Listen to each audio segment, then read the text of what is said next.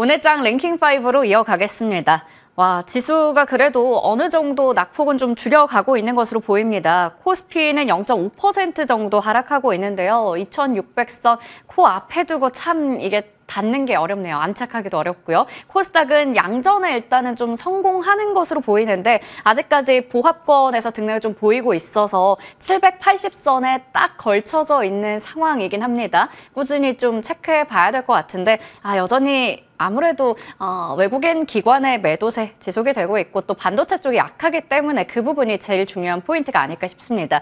오늘은 그쪽에 대한 이야기부터 해보도록 할 텐데 두 분 먼저 소개해드릴게요. IS 김태성 본부장, KM투자파트너스 김성훈 대표님과 함께 할게요. 안녕하세요. 안녕하세요. 네, 안녕하세요. 네, 오늘 김성훈 대표님은 또 처음 저희와 함께 하게 됐습니다. 먼저 반도체에 대한 이야기 앞서 예고드린 대로 가장 먼저 다뤄봐야 될 것 같습니다. 삼성전자 혼자 뭔가 겨울을 못 피해 가는 걸까요? 삼성전자가 지지부진하니까 지수도 같이 이렇게 좀 발목이 잡혀 있는 상황입니다. 자, 그렇다면 실적에 대해서 일단은 우리가 뭐 이미 예상을 했었죠. 좀 어려울 것이다. 확정 실적이 또 10월 말쯤에 나올 텐데 여기서 한 번 더 또 확인이 되면 그걸 어떻게 봐야 될지 궁금합니다. 현재 1% 정도 하락하면서 63,300원에서 움직입니다. 오늘도 오만전자 잠깐 또 보여주기도 했었거든요. 걱정이 계속 되네요. 자, 김태성 본부장님께 먼저 질문 드리겠습니다. 자, 삼성전자 어떻게 봐야 될까요? 정말 HBM의 이슈가 해소가 되면 좀 괜찮은 것인지 아니면 이번에 실적이 나오면서 어느 정도 이제 불확실성은 지워진 것인지 어떤 관점에서 우리가 이 기업을 대해야 될지도 사실 좀 고민이 많이 됩니다. 일단 삼성전자가 지금의 어떤 오명 혹은 이제 지금의 좀 치욕을 복수를 하려면 두 가지를 좀 빠르게 우리에게 보여줘야 됩니다. 일단 첫 번째는 뭐냐면 HBM3 8단도 아니고 12단에 대한 정확한 플랜을 이야기를 해줘야 됩니다. 지금 삼성전자, SK하이닉스가 격차가 벌어진 것은 기존의 디램, 메모리 이게 아니라 결국엔 HBM3 12단이지 않습니까?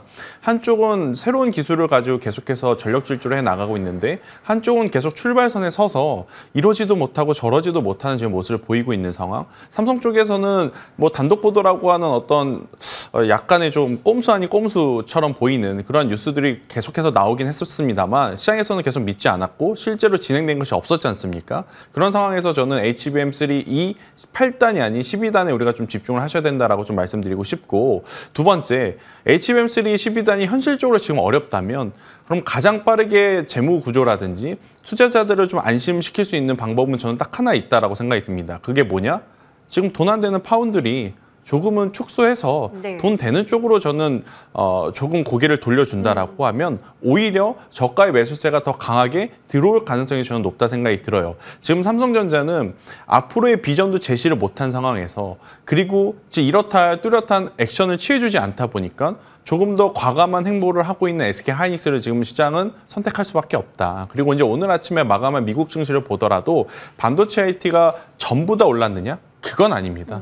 미국도 반도체 IT 그 안에 엔비디아를 중심으로 한 HBM 쪽만 지금 강했기 때문에 이 흐름 이대로 가게 된다면 격차는 더 벌어질 수 있지 않겠나라고 생각이 들어요. 대신에 삼성전자는 지금 가격적으로 굉장히 유리한 것은 변함없다. 근데 이제 문제는 여기서 이제 매수를 했다 그래서 저가 매수가 들어왔다 그래서 5% 10%대 급격하게 오를 만한 명분이 없잖아요. 그래서 저는 삼성전자 같은 경우에는 지금 우리가 보고 있는 구간이 바닥일 확률은 굉장히 높지만 그렇다고 해서 데드캣 바운스가 강하게 나올 수 있을 만한 요소는 아직은 없다. 데드캣 바운스가 강하게 나오려면 앞서 말씀드린 대로 파운드리에 대한 이야기와 HBM3E에 대해서 정확한 플랜이 나와줘야 되지 않을까. 그렇기 전까지는 저는 SK하이닉스를 필두로 하는 반도체 소부장을 보실 때 보시더라도 이쪽을 좀 집중해서 더 보셔야 되지 않을까라는 의견 드리겠습니다. 네, 삼성전자는 일단 지금 주가에 있어서 터닝 포인트가 될 만한 무언가를 내야 되는데 아직까지 그 시장이 원하는 것들을 주고 있지 않는 상황입니다.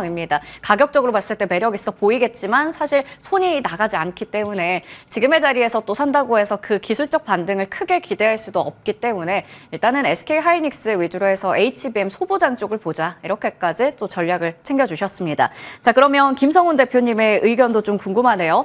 오늘 그래도 6만 원 자리 지키기에 좀 나름 힘을 내고 있는 삼성전자인데 아무래도 외국인들이 너무 많이 팔았잖아요. 네. 그러다 보니까 이걸 지금은 어느 정도 주가에 반영이 됐다, 실적 안 좋을 거 반영됐다라고 봐야 될지 아니면 마찬가지로 좀 관망하고 그 다른 HBM 관련한 장비 쪽을 봐야 될지 좀 고민이 돼요. 네, 지금은 장비 쪽이 좀 더 유리한 걸로 보여지는데 사실 이제 9월 달만 보더라도 외국인들이 8조 이상을 순매도를 개인들이 다 또 몸소 받아주면서 그러니까요. 손실률, 개인율 같은 경우는 뭐 한 90% 이상 손실률을 기록하고 있는 상황이고, 근데 저는 이제 앞서서 김세종 본부장님이 뭐 계속해서 이제 조금 부정적인 이제 뉴스를 좀 많이 말씀을 드렸다면 저는 긍정적인 뉴스로도 조금 한번 해석을 다른 달리 시각으로도 해봐야 될 것 같은데, 사실 우리가 외국인들의 순매도 기조가 지금 최장 기간을 제가 한번 보니까 2022년도에 이제 우즈벡하고 러시아가 이제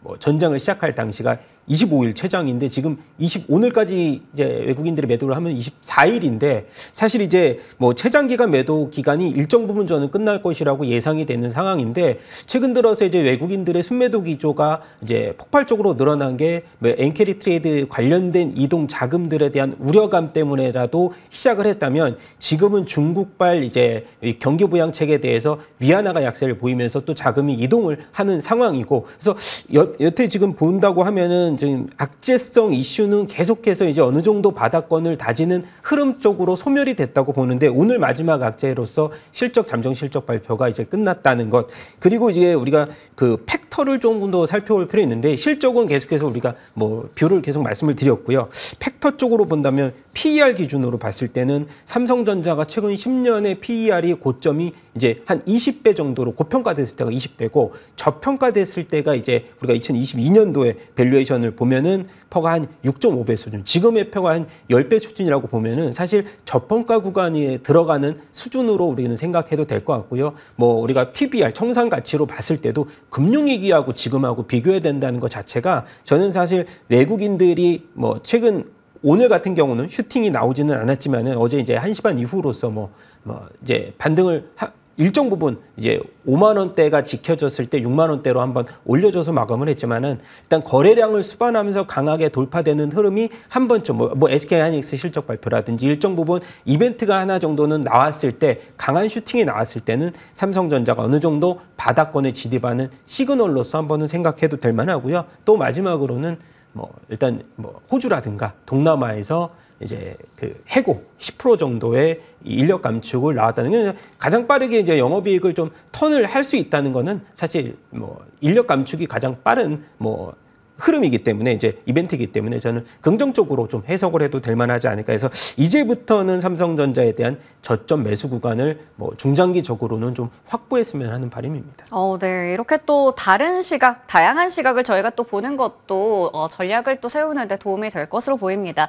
일단은 삼성전자 마지막 악재가 실적이었다라는 부분을 함께 좀 짚어주셨어요. 이제는 좀 바닥권에서 우리가 매수를 해도 괜찮은 시점이다라는 의견도 함께 주셨습니다. 자, 그러면 IT 투톱 말고 다른 쪽을 좀 보는 건 어떨까요? 김태성 본부장님께 저희 랭킹5 출연하실 때마다 질문 드리긴 했던 것 같은데, 그래도 다 강한 건 아니지만, 그렇게까지 센 건 아니지만 유리기판이나 액침 냉각 이런 쪽이 섹터 내에서는 나름 괜찮아 보이거든요. 네. 이건 아무래도 좀 LG나 뭐 삼성 같은 이런 대기업들이 관련한 기술에 좀 더 박차를 가하겠다 이런 이슈가 있어서인 건지 유난히 이쪽을 좀 봐야 하는 이유가 있을까요? 일단 어제 엔비디아 강했고요. 네. 이제 동시다발적으로 움직였던 게 슈퍼 마이크로 컴퓨터였는데 슈퍼 마이크로 컴퓨터가 액침 냉각이라는 키워드를 가지고 올라왔어요. 네. 그러다 보니까 이제 오늘 GST라든지 K엔솔과 같은 기업들이 장초반에 강했었던 이유라고 좀 말씀드릴 수 있을 것 같고요.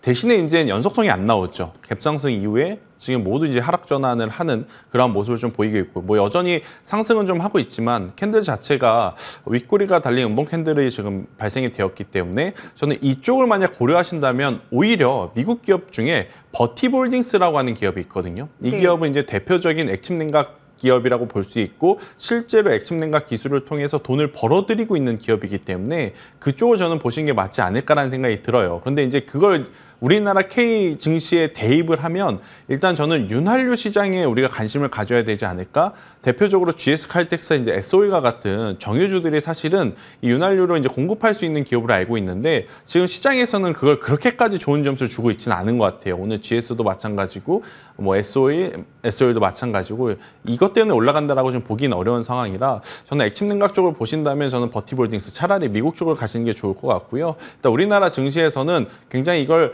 테마적으로 조금 적용이 되는 구간들이 많아서 매매에 조금 더 익숙하신 분들에게는 KN솔과 GST가 대안이 될 수는 있지만 중장기 투자를 했을 때는 윤활유 쪽에 대한 관심을 조금 더 가지셔야 되지 않을까라는 의견 드리도록 하겠습니다. 네, 저희가 또 유리기판과 액침냉각 관련해서 질문을 드렸는데 관련해서 우리나라 시장에서 봤을 때 KN솔, GST 쪽 그리고 미국에서는 버티폴릭스인가요? 네, 맞습니다. 그 종목에 대한 또 아이디어도 함께 주셨습니다. 자, 그리고 오늘 LG전자 실적 관련해서도 아무래도 주가 흐름을 좀 체크해 봐야 될 것 같습니다.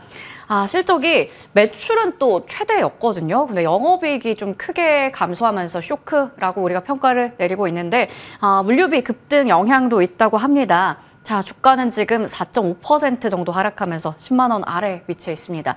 김성훈 대표님, 지금의 자리 어떻게 대응해야 될까요? 일단은 이제 전기전자 전반적으로 상황이 안 좋은 상황이라서 네.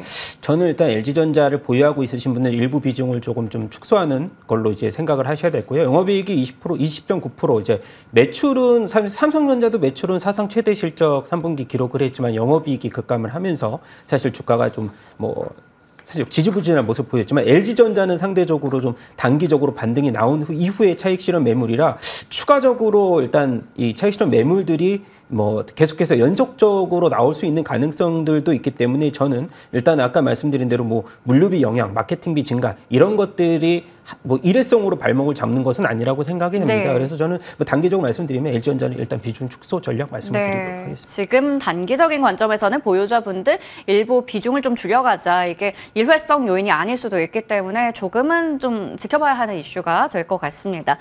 실적 시즌이다 보니 이렇게 또 큰 기업들 위주로 해서 좀 전략을 큰 틀에서 짜봤습니다. 자, 그러면 다음 이슈로 넘어가 보도록 할게요. 비만 치료제 쪽입니다. 펩트론, 일라이릴리와 또 기술평가 계약을 체결했다라는 뉴스도 나왔고요. 이제 정말 기적의 신약이라고 하는 위고비가 출시 얼마 남지 않았습니다. 10월 15일이라고 하죠. 오전 9시부터 해서 이제 온라인으로 주문 접수도 할 수 있다고 하는데 오늘 펩트론은 개별 이슈가 있다 보니 장중에 상한가 기록하기도 했었고요. 대화제약도 마찬가지로 항암제 관련한 이슈에 있어서 오늘 두 자릿수 급등. 나머지 비만 치료제 쪽도 좀 온기가 함께 퍼지고 있는 것으로 보입니다. 다시 랠리 시작할 수 있을까요? 김태성 본부장님께 질문 드릴게요. 워낙 뉴스도 있고 일정도 있으니까 지금의 자리에서 노려봐도 괜찮은 건지. 사실 이 어제 시간의 공시가 이렇게까지 호재로 작용이 될지는 저는 몰랐어요. 네네. 왜냐하면 우리가 펩트론에 지금 기대를 하고 있는 건 그냥 본 계약입니다. 네. 글로벌 빅파마들과 본 계약을 좀 기대를 하고 있었는데 어제 나온 공시는 플랫폼 기술 평가 계약입니다. 맞아요. 평가를 받겠다라는 계약이기 네. 때문에 우리가 생각했던 어떤 기대치보다는 낮은데라고 생각을 했었는데 오늘 시장은 아무래도 이제 반도체 쪽으로 수급의 쏠림 현상이 나타나지 않다 보니 그래도 좋은 어떤 의미로 해석이 되는 것 같아요. 그래, 그동안에 펩트론이 굉장히 기술이 있냐 없냐 말은 많았지만 일라이릴리아 이렇게 기술 평가를 하는 거 보면 없는 기술은 아니다. 스마트 대포가 실제로 존재하고 이걸 지금 가지고 기술 수출할 수 있느냐 없느냐 이 평가에 들어갔기 때문에 시장에서는 굉장히 또 좋은 점수를 주는 쪽으로 방향이 바뀐 것 같아요. 그래서 저는 펩트론 같은 경우에는 이미 25%, 27% 올라간 기업에 대해서 제가 다른 의견을 드릴 수는 없을 것 같고요. 네. 대신에 이제 이 기업이 이렇게 가게 되면 따라 올라올 수 있는 기업이 하나 있죠. 인벤티지 랩의 네. 어떤 이제 단기적인 또 시세도 우리가 꼭 체크를 하셔야 된다라는 의견 한번 들어보도록 하겠고, 일단 비만 치료제가 이번 달 말부터 우리나라에 이제 상륙을 하고 그걸 이제 전담하는 기업이 이제 블루 엠텍으로 알려져 있죠. 그럼 이제 블루 엠텍이 과연 얼만큼의 하반기에 우리에게 성과를 보여줄 거냐 이게 가장 중요한 것 같아요. 만약에 마진율이 그렇게 크지 않다면 아무리 유명한 약이라고 해도 주가가 계속해서 오를 수는 없거든요. 네. 근데 이제 수요가 굉장히 높은 상황에서 블루엠텍이 취할 수 있는 마진율이 높다라는 것까지 우리에게 확인만 해주면 저는 오히려 펩트론과 인벤티지 랩도 좋겠지만 중간에서 또 판매 역할을 해주는 블루엠텍 같은 기업들 혹은 삼일제약과 같은 기업들이 한 번 더 부각을 받을 가능성이 저는 높다라는 생각이 들어서요. 이쪽에 대한 관심도는 계속해서 가지되 일단 지금은 펩트론을 방향제 삼아서 매매 전략을 좀 세우셔야 된다라는 의견 드리겠습니다. 펩트론이 확실히 이 섹터 안에서는 좀 대장주로서 시세를 오늘 보여주고 있습니다. 지금 좀 따라잡기는 어려울 수도 있지만 그렇죠. 함께 또 오르는 쪽은 여전히 관심권에서 볼만하다. 인벤티지 랩도 말씀해 주셨고요. 그리고 무엇보다 유통이 또 중요한 역할을 하잖아요. 중간 다리이기 때문에 이 블루엠텍에 대한 포인트 짚어주셨어요. 자, 이거 관련해서 또 궁금했었거든요. 김성훈 대표님의 의견도 여쭤보겠습니다. 아무래도 비만 섹터 안에서 저희가 조금 전에 얘기 나눴던 것처럼 치료제를 개발하는 쪽이 있고 블루엠텍처럼 유통을 담당하는 쪽에 있습니다. 어느 쪽에 좀 더 매매했을 때 좀 선호하시나요? 일단 나라별로 틀린데 사실 이제 네. 국내 같은 경우는 뭐 유통 쪽으로 점수를 더 줘야 되는 상황이다. 그래서 왜냐하면 네. 사실 이제 뭐 한미약품이라든지 아까 펩트론 같은 경우는 일종의 플랫폼이고 네. 이것을 이제 뭐 투여 기간을 확장하는 플랫폼이잖아요. 그래서 실질적으로 신약 개발에 있어서는 뭐 한미약품이 가장 뭐 최상단에 있는데 이것도 이제 우리가 뭐 전임상 단계. 그래서 일단 보면은 위고비 같은 경우가 뭐 이제 치료제로서는 근손실의 부작용을 이제 어느 정도 흐름을 보여주고 있기 때문에 한미약품 같은 경우가 이번에 근손실을 개선하는 데 초점을 맞춰서 임상을 진행하고 있는데 아까 말씀드렸듯이 국내의 기업들은 마이너리그에 좀 속해 있지 않나 저는 그렇게 생각되고요. 그중에서 이제 제가 펩트론에 대해서 뭐 간단하게만 말씀드리면 아까 제가 이제 그 투여 기간을 장기적으로 연장하는 기술이라 그랬는데 이게 본계약 체결 아까 우리 김세조 본부장님 본계약 체결이 더 중요하다. 저도 이제 당연히 본계약 계약이 체결이 중요합니다. 지금 보면 1라일일리가 이제 분기별로 한 3조 나오거든요. 매출이. 그러면 12조로 이제 우리가 1년을 그냥 평균 때려봤을 때 라이센스 아웃을 이제 5%로서 계산했을 때는 6천억 정도 나오는데 OP 마진 20% 했을 때는 한 1,000억에서 2,000억 정도의 이익이 됩니다. 그러면 지금 펩토렌의 주가 수준으로 봤을 때는 이것이 본계약 체결 시라고 제가 말씀드렸는데 한 2조 정도 이상이 나와야 정상적인 주가 흐름이거든요. 그러면 지금 가격대에서는 사실 본계약 체결이 완료가 된다라고 하면 10만 원 정도는 돌파가 돼야 된다. 그래서 저는 일단은 탑픽으로서는 당연히 뭐 펩트론을 말씀을 드려야겠지만 본계약 체결이 된다 안 된다를 저는 사실은 뭐 이것으로 베팅하기는 좀 쉽지 않다고 해서 기대감으로 베팅을 했다가 본계약 체결 때는 원래는 엑시트를 하는 것이 정답이기 때문에 탑픽으로는 펩트론은 일단 좀 숨겨두고 아까 말씀드렸던 블루엠텍 유통사 60% 유통을 가지고 있는 블루엠텍을 일단 첫 번째로 말씀을 드려야겠고요. 블루엠텍도 뭐 악재가 뭐 이제 우리가 오버행 이슈가 90% 이상 해결이 좀 매출 이제 출회가 됐기 때문에 사실상 이제 하락폭보다는 상승 방향으로 틀 가능성들이 더 크다 그렇게 결론을 짓고 싶습니다. 네, 좋습니다.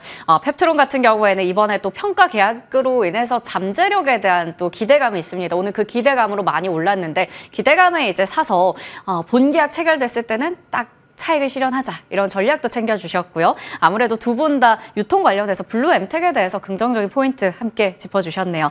자, 그러면 다음 이슈로 넘어가 보도록 할게요. 2차 전지입니다. LG 에너지 솔루션이 쏘아 올린 공이 또 상당한 것 같아요.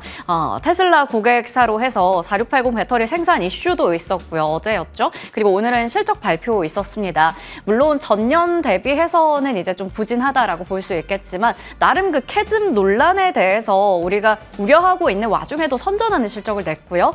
또 벤츠 계열사와 계약을 체결했다 뭐 이러한 이야기들 지금 긍정적인 뉴스가 좀 전해지다 보니까 오늘 44만 4천 원을 장중에 터치했습니다. 현재도 4%대 강세 지켜내고 있는 상황인데요. 자, 그렇다면 바닥을 좀 찍고 이제 기대해도 되는 구간인지 김태성 본부장님 어떻게 보셨는지 궁금합니다. LG엔솔 이 정도면 좀 대견하다라는 생각도 드는데요. 참 어려운 것 같아요. 네. 그러니까 삼성전자는 시장보다 안 좋아서 빠지고 또 LG엔솔은 시장보다 안 좋지만 또 좋은 점수를 받고 있고 이래서 주식이 어렵다고 느끼는 이유 중에 하나인 것 같은데 일단 YOY 대비로는 여전히 좋지 못합니다. 그런데 이제 올해 1분기, 그리고 2분기, 3분기 그러니까 우리가 캐즘이라고 이야기를 했었던 상황과 정확하게 맞물리는 흐름을 좀 보여주다 보니까 이렇게 되면 다가오는 4분기는 지금보다 또 더 나아질 수 있겠다라는 어떤 투심. 여기에 이제 굉장히 타이밍이 좀 좋았던 것 같아요. 그러니까요. 테슬라에서도 네. 좋은 이야기가 나오고 있고 4680에 대한 이야기 나오고 있고 벤츠에 대한 이야기가 나오고 있고 그러다 보니까 LG 에너솔루션 같은 경우에는 가격적인 부담이 없는 거죠. 그러니까 예를 들어서 50만 원, 55만 원대에서 이런 뉴스가 나오게 되면 지금 여기서 더 갈까에 대한 고민이 있었을 텐데 네네. 30만 원 근처까지 빠졌다가 지금 올라오는 과정이다 보니까 다들 고민 없이 이제 살 수 있는 거죠. 그래 반도체는 어렵고 제약 바이오는 변동성이 크고 근데 2차 전지만큼은 굉장히 오랜 기간 동안 이렇게 조정이 좀 깊었던 네. 상황이라서 이 구간에 편안하게 들어온 자금들이 그리고 이제 여기서부터 매수를 하신 분들 같은 경우에는 짧게 보시기보다는 조금 긴 호흡 관점으로 보신 분들이 많다 보니까 오히려 다른 섹터와 다른 기업들보다 어떻게 보면 수급의 질도 저는 좋은 상황이 아닌가라는 생각이 들어서요. LG에너솔루션이 2차 전지 배터리 셀뿐만 아니라 전체 섹터의 저는 대장이라고 생각을 하기에 네. 2차 전지 관련주들의 흐름은 조금 더 나아질 수 있는 요소는 많지 않겠나라는 의견 드리겠습니다. 이제는 좀 터널을 통과하는 구간으로 우리가 해석을 해도 될지 그거에 대해서 좀 궁금했었는데 아무래도 LG 에너지 솔루션이 거기에 딱 불을 지펴준 게 아닌가라는 생각도 듭니다. 워낙에 또 많이 조정이 나왔으니까 가격적인 부담은 없는 구간에서 호재가 터졌다 이렇게 볼 수가 있겠네요. 자, 그러면 셀 3사가 아무래도 앞으로 캐파는 좀 더 늘려갈 텐데 관련한 수혜가 기대되는 뭐 장비 쪽도 있고요. 원자재 가격이 반등한다면 거기에 따라서 이제 소재 쪽도 있는데 여기서는 또 어떻게 투자 전략을 세워야 될까요? 김성훈 대표님, 장비주와 소재주 어느 쪽 더 매력 있다고 보세요?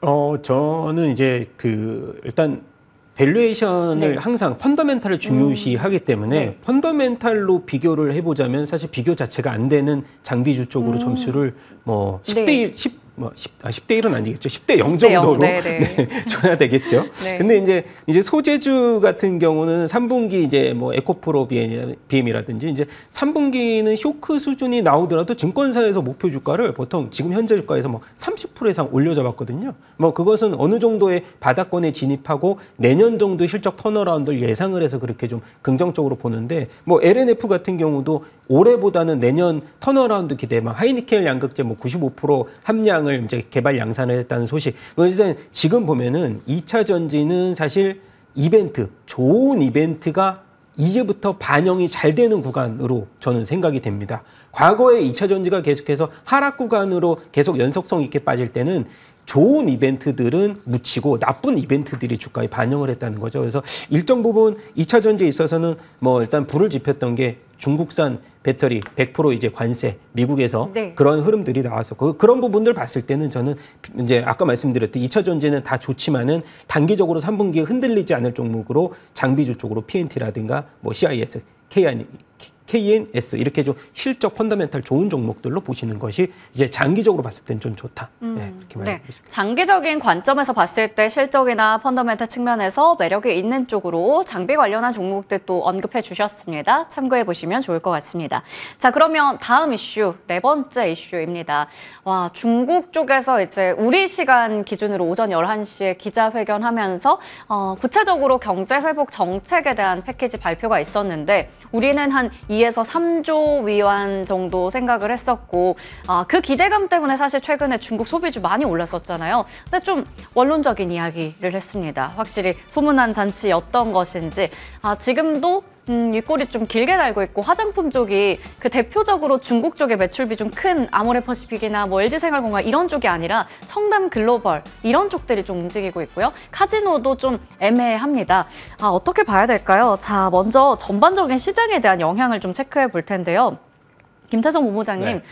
중국 쪽도 이제 8거래일 만에 거래가 재개가 됐는데 오늘 급등 출발했었거든요. 네. 근데 딱 오름폭 이제 줄어들죠. 아무래도 기대가 너무 컸나 본지. 오늘 그러다 보니까 한국 증시에 대한 또 우려도 큽니다. 뭔가 오르면 좀 같이 올랐으면 하는데 그러지도 못하는 마당에 국내 이제 중국 증시도 오름폭을 줄이다 보니까 이거 어떻게 봐야 될까요? 참 복잡 미묘한 네. 관계가 아닌가 싶어요. 쉬어갈 때는 네. 홍콩 항생 시장이 혼자 너무 그렇게 잘 독주를 하더니 네. 또 오랜만에 쉬고 왔더니 제대로 일을 안 하는 듯한 느낌? 네. 뭐 우리들의 욕심일 수는 있겠죠. 왜냐하면 처음에 지수가 상승할 때만 해도 종합권증시 기준으로 8%대 상승을 했다가 지금 4%대를 내려온 걸 가지고 약하다라고 말을 할 수는 없거든요. 네. 근데 이제 우리가 기대했던 거와는 조금 다른 방향이 우리나라 개별주에 지금 나타나고 있는 거죠. 네. 사실은 중국 쪽에서 이제 재정 정책만 나오게 되면 소비 촉진을 통해서 화장품주들이 가장 더 좋은 모습을 보일 수 있을 것이다라고 생각을 했는데, 그러니까요. 지금 대표적으로 지금 화장품 종목들인 LG생활건강, 네. 아모레퍼시픽, 제가 생각한 것보다도 지금 주가 조정이 좀 세거든요. 네. 엎친 데 덮친 격으로 LG생활건강은 실적이 나왔는데 실적도 지금 좋지 못한 상황. 그러다 보니까 지금 많은 투자자분들이 갈팡질팡하고 있는 것 같아요. 네. 특히나 실적은 나름대로 선방하고 있다는 카지노주조차도 오늘 지금 올라오지 못하고 있거든요. 네. 리포트가 나왔음에도 불구하고. 그래서 지금 중국 쪽에 대해서 어떤 투자를 해야 되냐 고민이 좀 많으실 것 같은데, 근데 지금 다 빠지느냐 그것도 아닙니다. 잠시 네. 후에 저희가 한번 또 체크를 하겠지만 건설이라든지 이런 쪽은 또 나름 잘 선방을 하고 맞아요. 있어요. 그래서 네.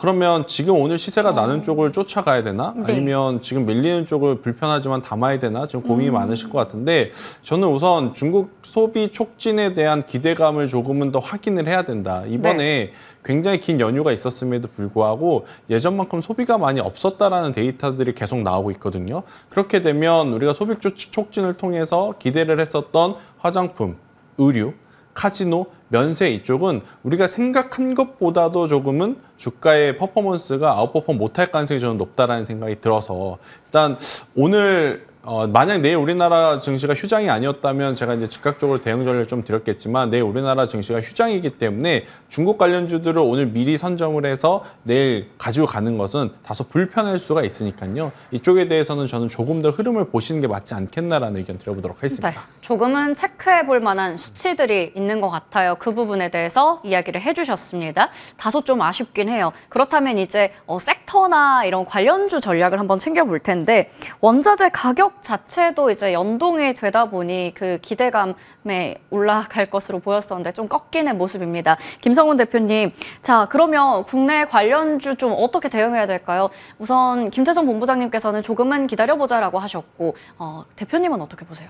네, 뭐 김태성 본부장을 좋아해서가 아니고 저도 같은 느낌이에요. 사실은 뭐 3분기 실적 당연히 안 좋겠죠, 그죠? 네. 근데 일단 기대감만으로 아까도 말씀드렸던 2차 전지가 실적이 좋아서 반등하는 건 아니고요. 네. 사실 이제 내년을 보고 투자를 하는 건데, 사실 지금 중국이 네. 내수 경기 진작으로서 이제 국채를 뭐 지방채도 발행을 했고 네. 하는데, 그런 것들로 좀 연결짓자면 소비 활성화, 소비가 회복되는 주로 우리가 포커싱을 한번 맞춰볼 필요 있습니다. 네. 장기적으로 아까 말씀드렸듯이 최근에 이제 뭐 철강석 가격, 중국에서 이제 국경절 연휴 복귀한 다음에 막 이런 원자재 가격들이 상승폭을 오늘 네. 강하게 기록했는데, 주가는 사실 그동안에 우리가 단기 반등을 해서 오늘은 그렇게 퍼포먼스가 크지 않고, 오늘 오히려 마지막 끝에 있는 엔터주들이 단기 반등을 했습니다. 맞아요. 그래서 저는 뭐 쇼텀으로 보자면은 화장품 이제 B2C로 이제 가장 빠르게 반응이 나오기 때문에 B2C로 가자면 화장품, 뭐 엔터 게임 이렇게 있지만은 중장기적으로 보면은 LG화학과 같은 소재 산업군들이 오히려 턴어라운드가 좀 장기적으로 강하게 나올 수 있는 이제 흐름이 내년부터 나오지 않을까, 그렇게 생각이 돼서 뭐 탑픽으로 말씀드리면 LG화학 정도를 좀 뽑고 있습니다. LG화학 소재 쪽에서 탑픽으로 좀 꼽아주셨습니다. 자, 그러면 앞서 두 분 다 화장품 쪽에 대해서 중장기적으로 긍정의 시각을 좀 비춰주셨는데, 김태성 본부장님께 하나만 더 추가로 여쭤볼게요. 소비주 내에서 저희 아까 봤던 것처럼 청담글로벌 이런 쪽은 또 괜찮은데 LG생활건강, 아모레퍼시픽 그동안 잘 갔던 쪽이 좀 엇갈리고 있고, FNF도 오랜만에 또 이제 크게 올랐다가 또 내려가는 모습 최근에 나타납니다. 어떤 섹터 위주로 봐야 될까요? 공교롭게도 앵커님께서 이야기하신 섹터 말고요. 말고요. 저는 게임 쪽을 보는 게 낫지 게임이요? 않겠나. 네. 그러니까 어떻게 보면 지금 저는 불편할 때 좀 사는 것은 왠지 비중을 많이 못할 것 같아서 네네. 여러 가지를 좀 고민을 했었을 때 오늘 같은 날에도 그래도 시세를 좀 나름 잘 지켜주고 있는 엔터게임 쪽에서 선택을 해야 되는데, 네. 엔터가 오늘 상승률 좋지만 네. 이 상승의 연속성이 나올까에 대한 제 스스로의 질문에 제가 답을 못 하겠어요. 대신에 이제 게임 같은 경우에는 신작이라고 하는 무기, 그리고 과거에 이제 중국에서 소비 촉진이라든지 경기 부양이 나오면 앞서서 대표님께서 이야기하셨지만 거의 끝단에 이런 엔터나 게임주들이 마지막에 굉장히 좋은 흐름들을 좀 보였거든요. 네. 그 기준으로 봤을 때 저는 넷마블이라든지 W게임즈라든지 최근 지수의 흐름에도 시세가 크게 훼손이 되지 않는 쪽은 저는 지금이라도 괜찮지 않겠는가. 이쪽은 이제 신작에 대한 기대도 있고 중국 쪽으로 진출을 했을 때 어떤 퍼포먼스도 좀 기대해 볼 만한 요소들이 많기 때문에 특히나 이제 넷마블 같은 경우에는 나 혼자만 레벨업으로 올해 또 굉장히 또 핫한 시선을 끌었던 기업이라 게임 쪽을 보는 것도 괜찮다. 지금 우리가 너무나 흔히 알고 있는 화장품, 네네. 의류, 카지노. 저도 카지노 이 중에서 이제 뽑자면 카지노 되게 좋게 봤는데 네네. 오늘의 시세는 너무 좀 애매해요. 실망스러워서 네. 그래서 차라리 게임주를 보는 것도 낫겠다라는 의견 한번 드려보도록 하겠습니다. 네. 오히려 확실하게 우리 좀 나중을 네. 기대할 수 있는 쪽으로 김성훈 대표님께서는 엔터, 그리고 김태성 본부장님께서는 게임 쪽 말씀해 주셨습니다. 전략 챙겨봤고요. 마지막으로 우리 건설 이야기 간단하게 해보죠. 긍정적인 리포트도 좀 나오고 있습니다. 아무래도 이익에 대한 이야기인데 점점 나아질 것이다 라는 부분이에요. 그리고 건설주 오늘 분위기 괜찮거든요. 아까 김태성 본부장님께서 잠시 후에 얘기하겠지만 우리 중국 부양책 관련한 기대감 속에서도 건설은 좀 다르다라고 해주셨어요. 관련해서 좀 코멘트를 들어볼까요? 참 어려운 섹터 중에 하나인 것 같습니다. 우리나라 네. 국내 부동산 시장이라든지 인프라 쪽을 보면 과연 이렇게 주가가 올라가는 게 맞을까 싶은 네. 기업들이 몇 개 있죠. 대표적으로 이제 HD 현대개발 같은 경우에는 사실 단기적으로가 아니라 올해 들어오면서부터 정말 좋았던 주가의 모습을 좀 보였었던 상황. 이제 실적이 좀 발표가 됐는데 실적이 그렇게까지 또 드라마틱하지는 않아요. 그럼에도 네. 불구하고 지금 수급이 좀 몰리고 있어서 이쪽에 대한 투자의 아이디어가 다들 이제 고민이 많으실 것 같은데 저는 쭉 돌려보니 전통적인 어떤 건설주를 보시는 것보다 전진 건설 로봇이 있거든요. 네. 이게 아마 많은 코너를 통해서 제가 이야기된 걸로 알고 있는데 콘크리트 타설 로봇을 만드는 기업입니다. 그러니까 실제로 대형 건설사들을 먼저 보시는 것보다는 인프라 투자라고 하는 키워드를 통해서 테마적으로 움직일 수 있는 종목군들을 좀 먼저 봐야 되는 게 맞지 않을까라는 생각이 들어서 저는 건설주 안에서는 전진 건설 로봇을 단기적으로 보시는 게 지금은 가장 확률 높은 매매일 수 있지 않겠는가라고 좀 정리 드려보도록 하겠고요. 대형 건설사는 솔직하게 저는 아직 잘 모르겠습니다. 네. 건설 섹터 안에서도 또 로봇을 또 얘기해 주셨어요. 단기적인 관점입니다. 전진건설 로봇 확인해 봤고요. 김성훈 대표님의 의견도 궁금합니다. 건설주 내에서 어떤 쪽 보세요? 일단은 뭐 원픽으로는 GS건설을 GS 그냥 건설? 뽑아야 네. 될 것 같아요. 왜냐하면 이제 뭐 DLENC 같은 경우도 3분기 추정치 레포트를 좀 보면은 사실 이제 컨센서스를 일부 하회할 수도 있다라는 레포트들도 있고요. 네. 매출보다는 영업이익, 이게 우리가 이런 것들을 많이 들었을 텐데 건설주 같은 경우는 원가율이 되게 중요한데 지금 원가율이 좋아지질 않고 있습니다. 지금 평균으로 한 95%에서 일단 이 마진이 그만큼 적다는 건데 GS건설은 그래도 유일하게 원가율이 한 95%에서 90%대로 좀 낮아진 건설사로 일단 영업이익은 긍정적인데 지금 보면은 뭐 중국발 통화 정책과 재정 정책이 같이 나오면서 국내도 건설 경기가 회복될 수 있는 긍정적인 이슈가 나왔지만 사실 국내 이슈만 놓고 봤을 때는 지금은 우리가 이제 뭐 스트레스 DSR이라고 해서 지금 3단계 추진 얘기도 나오고 있어요. 왜냐하면 지금은 이제 가상금리가 지금 수도권 같은 경우는 1.25%로 높아지고 있고 비수도권 지금 건설 경기가 부진한 쪽 0.75% 원래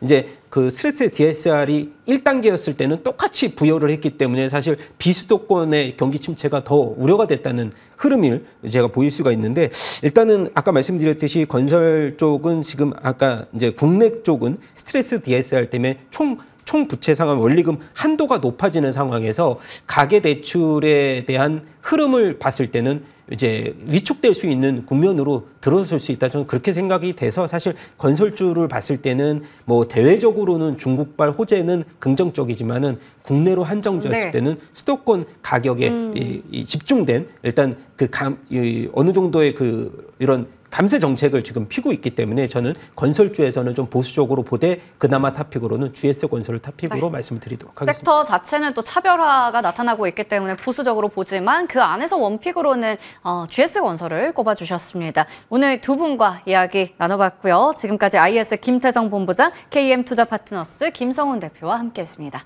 고맙습니다. 감사합니다.